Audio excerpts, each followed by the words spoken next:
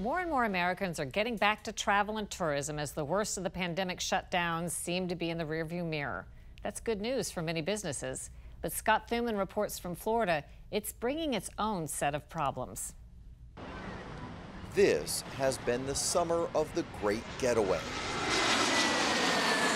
putting some distance between social distancing and lowering the boom on those Zoom calls. The beaches and bars of South Florida filled again, a welcome sight at the Riverside Hotel in Fort Lauderdale, hosting travelers since 1936. The leisure business has just returned in full force and then some. Heikal Dobakro is the hotel's general manager.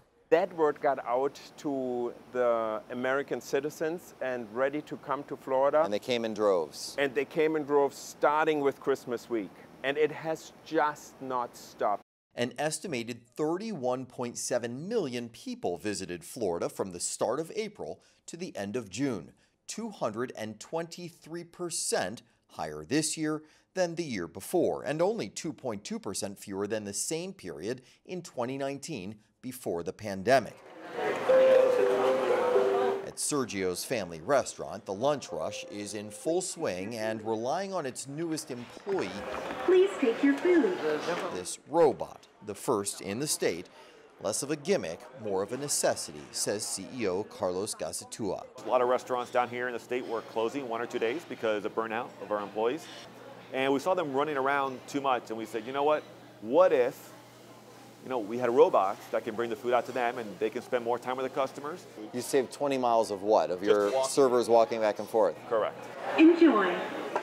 The robot is evidence of a problem that has bedeviled the restaurant and hospitality industry all year. Not enough staff. On the lack of employees right now, where are you at?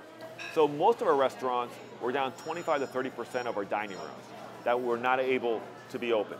And even though we offer 401ks, healthcare plans, our wages are going up, our back of the cooks at least start around 13, 14 bucks.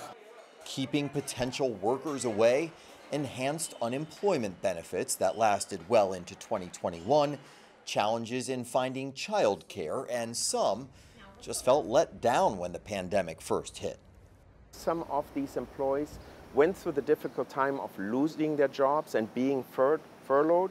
They may have had a sour taste in their mouth on the industry, and they decided, let me try something else.